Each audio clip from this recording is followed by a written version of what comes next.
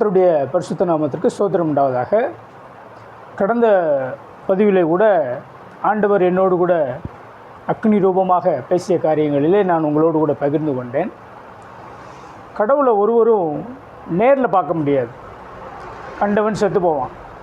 அதான் ஏசியா கூட ஒரு முறை நான் அதமானேன்னு சொன்னதுனால தான் அவருடைய பாவம் அக்கிரமங்கள் மன்னிக்கும்படிக்கு ஒரு தூதன் குரடினால் எடுத்து அவருடைய வாயில் நெருப்பு தள்ளலை இட்டதுனால அவருடைய அக்கிரமங்கள் மன்னிக்கப்பட்டு அவர் திரும்பவும் தேவனோடு பேசுகிறார். அப்போ கடவுளை யாருமே நேரில் பார்க்க முடியாது. ஏன்னா என்னுடைய மனைவியின் இடத்துல நான் கேட்டது என்னென்னா, நீ உங்கூட உன்னுடைய கடவுள் பேசியிருக்கிறார் என்று சொன்ன இல்லையா, அப்போ என் கூட அதே கடவுள் என்கிட்ட நேரில் பேசணும். அதாவது ஒருத்தருக்கு உள்ளே இன்னார் வந்திருக்கேன் என்று சொல்லி நினைச்சக்கூடாது, சாமியாடி சொல்கிற மாதிரி பேசக்கூடாது. நீ கடவுள் என்கிற இயேசு என்கிற ஒருவர் இருந்தார் என்றால் அவர் நேரில் என்கிட்ட பேசணும் அப்படின்னு நான் ஒரு வார்த்தை சொல்லியிருந்தேன். அப்போ அப்படி இருந்தாலும் பேசுவார் என்று மனைவி ஆணித்தரமாக கூறினார். ஏன்னா அப்படி சில பேருக்கிட்ட ஆண்டவர் பேசியிருக்கிறார், அப்படி பேசாமல் அல்ல. ஏன்னா ஆண்டவர் மரித்து உயிர்த்தெழுந்த ஒரு தேவன், மரித்து உயிர்த்தெழுந்த ஒரு தேவன். இன்றும் அவருடைய கல்லறை திறக்கப்பட்ட வண்ணமாகவே இருக்குது, திறந்திருக்கிற வண்ணமாகவே இருக்கிறது எருசலேமில். ஆகையினால் அவர் உயிரோடு கூட இருக்கிற தேவன். அவர் கண்டிப்பாக நம்ம கேட்கும் பொழுது ஆண்டவர் நம்ம கூட பேசக்கூடிய, உயிரோடு கூட இருக்கக்கூடிய ஒரு தேவன். அதனால் பேசுவார். ஏன்னா அவர் உயிர் தெழுந்த பிறகு 12 சீடர்களுக்கும் தரிசனமாக இருக்கிறாரு. அதுக்கப்புறம் 500 பேருக்கும் மேலே தரிசனமாகி அவங்களெல்லாம் பார்த்துருக்குறாங்க. அதனால் ஆண்டவரை பார்க்க முடியாது, இயேசுவை பார்க்க முடியாது அப்படின்னு யாரும் என்ன செய்ய முடியாது, சொல்ல முடியாது. அதே நேரம் பிதாவாகிய தேவனை, கடவுளை, அவர் பிதாவாகிய தேவனை பார்க்க முடியாது. அப்போ இயேசு கடவுள் இல்லையா அப்படின்னு கேட்குற நிறைய பேருக்கு அந்த ஒரு சந்தேகம் இருக்கும். அவரே ஆண்டவரை இயேசு கிறிஸ்து தான் உயிரோடு கூட வாழ்ந்த நாட்களில் யோவான் எழுதின நிருபம் 1:18 தேவனை ஒருவனும் ஒரு காலும் கண்டதில்லை, பிதாவின் மடியில் இருக்கிற ஒரே பேரான குமாரனை அவரை வெளிப்படுத்தினார் என்று தான் சொல்லியிருக்கிறார். அதே யோவான் 6:46 படிக்கும் பொழுது தேவனிடத்திலிருந்து வந்தவரே தவிர வேறொருவரும் பிதாவை கண்டதில்லை, இவரே பிதாவை கண்டவர் என்று சொல்லியிருக்கிறார். அதனால் தேவனை ஒருவரும் நேரில் பார்க்க முடியாது, ஆனால் இயேசுவை பார்க்க முடியும்.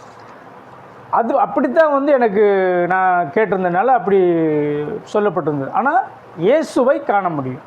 ஆனால் அப்படி இயேசு என்னோடு கூட பேசி, ஆண்டவர் என்னோடு கூட பேசி சில காரியங்கள்லாம் எனக்கு வெளிப்படுத்தினோடனே, வசனங்கள் மூலிமா வெளிப்படுத்தினோடனையும் மற்ற இதுவரை நம்ம வணங்கி வந்திருந்ததான தெய்வங்க சும்மா விட்டுருமா? விடாது, கண்டிப்பாக விடாது. இதில் தான் நிறைய பேர் என்ன பண்ணிடுறாங்கன்னா பின்மாற்றமாகி, அதாவது இயேசு பிடிக்கும் ஆனால் உங்கள் மதத்துக்கு உங்கள் கடவுளை நாங்கள் கும்பிட வந்தால் எங்கள் கடவுளுக்கு உங்களுக்கு ஆகாது அப்படின்னு சொல்லி பயந்துக்கிறாங்க. அதாவது எந்த மதத்திலையும் எந்த மதத்தவர்களுடைய பக்தியும், அது நம்ம கிறிஸ்தவ மதமாக இருந்தாலும் சரி, இந்து மதமாக இருந்தாலும் சரி, முஸ்லீம் மதமாக இருந்தாலும் சரி, பௌத்த மதமாக இருந்தாலும் சரி, சீக்கிய மதமாக இருந்தாலும் சரி, எந்த மதமாக இருந்தாலும் சரி, உலகத்தில் எந்த மதஸ்தர்களாக இருந்தாலும் அவர்களுடைய பக்திக்கும் மற்றவர்களுடைய பக்திக்கும் குறைவே கிடையாது. அதில் எந்த விதமான மாற்றமும் கிடையாது, பக்தியில் வித்தியாசமும் கிடையாது. நம்ம கடவுள் நம்பிக்கை ஒவ்வொருவருக்குள்ளேயும் அவங்க கொண்டிருக்கிற நம்பிக்கை வேறு யாரும் வைக்க முடியாது. நான் ஒரு கடவுள் மேலே நான் வைக்கிற நம்பிக்கையை நீங்கள் வைக்க முடியாது, நீங்கள் கடவுள் மேலே வைக்கிற நம்பிக்கை நான் வைக்க முடியாது. இன்றைக்கி அந்த மாதிரி தான் இருக்குது. அப்போ ஒத்த கடவுளை குறைச்சி இன்னொரு கடவுளை நம்ம உயர்த்தி சொல்ல வேண்டிய அவசியம் இல்லை.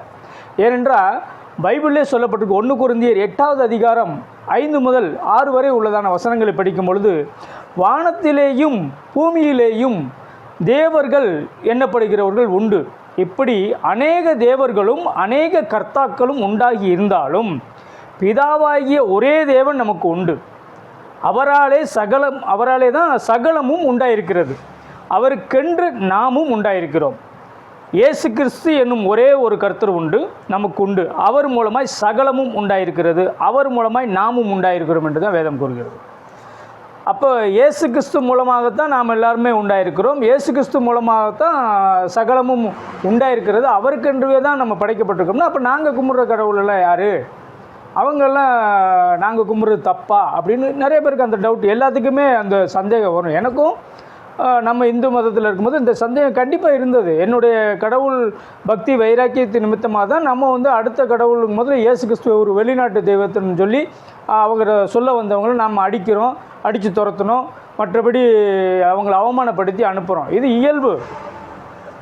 என்னுடைய கடவுள் நான் ஏற்றுருக்கிறேன், நீ எதுக்கு உன் கடவுள் வந்து சொல்கிறேன்னு சொல்லிட்டு எல்லாருக்குமே உரிய அந்த பக்தி வைராக்கி இருக்கத்தான் செய்யும். அப்புறம் ஏன் வந்து இயேசுவை நீங்கள் ஏற்றுக்கொள்ளணும்னு சொல்கிறோம்? அதுதான் வந்து பிரச்சனை.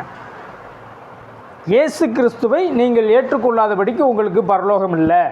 இயேசு கிறிஸ்துவை நீங்கள் ஏற்றுக்கொள்ளாதபடிக்கு உங்களுடைய பாவங்கள் மன்னிக்கப்பட மாட்டாது. பாவங்கள் என்று சொல்லும் பொழுது கர்ம பாவம், ஜென்ம பாவம், பரம்பரையாக வந்த பாவம், ஆதாம் முதல் நம்ம தாய் தந்தையருடைய பாவம், பாட்டம் பூட்டி அவங்களுடைய பாவங்கள் மாத்திரமல்ல, ஆதாமுடைய பாவம் இருந்தே நமக்கு மேலே அந்த சாபம் நிற்குது. அந்த சாபமும் இந்த நாட்களில் நாம் வாழ்கிற காலகட்டங்களிலே நாம் அறியாத பருவங்களை விட்டு அதற்கப்புறம் அறிந்து செய்கிற பாவங்களும் அறியாமல் செய்கிற அநேக காரியங்களும் பாவமாக எடுத்துக்கொள்ளப்படுகிறது. அந்த பாவங்களுக்கும் மன்னிப்பு எப்படி கிடைக்கும்? நம்ம ஆடு கடா வெட்டினா சரியாக போச்சு. அப்படி பார்த்தா பைபிளில் பழைய ஏற்பாட்டில் நிறைய இடங்களில் ஆடு பலியிடுறாங்க, கோழி பலியிடுறாங்க, புறா குஞ்சு பலியிடுறாங்க, எல்லாமே இருந்தது. புதிய ஏற்பாட்டில் இது எல்லாம் நிறைவேறும்படிக்கு தான் ஆண்டவராக இயேசு கிறிஸ்து தன்னையே பலியாக ஒப்பு கொடுத்தார்.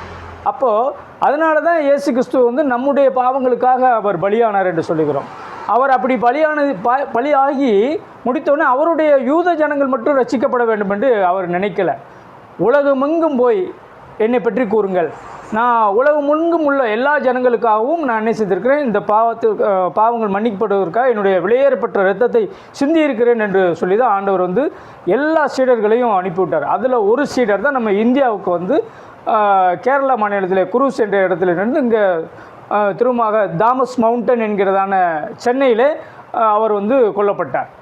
அப்போ இந்த பகுதிகளிலெல்லாம் கூடவே இருந்த 12 சீடர்களில் ஒருவராக இருந்த தோமா என்கிறவர் இங்கே வரைக்கும் வந்து ஊழியம் செய்து மறுத்திருக்கிறார். அப்போது காரணம் இல்லாமல் ஆண்டவர் இயேசு கிறிஸ்து பலியாகலை, காரணம் இல்லாமல் அவர் உயிர்த்தெழலை. அப்போ ஏதோ ஒரு காரணம் இருக்குது. அப்போ நாங்கள் இது வரைக்கும் கும்பிட்டுக்கிற கடவுள் பக்தி தப்பா அப்படின்னு கிடையாது. எல்லா மதத்துலையும் இயேசுவை பற்றி சொல்லியிருக்குது. அது என்ன என்பதை குறித்து நான் உங்களுக்கு அடுத்த பதிவில் உங்களுக்கு வெளியிடுகிறேன். கர்த்தர் தாமே உங்களை ஆசீர்வதிப்பாராக. ஆமென்.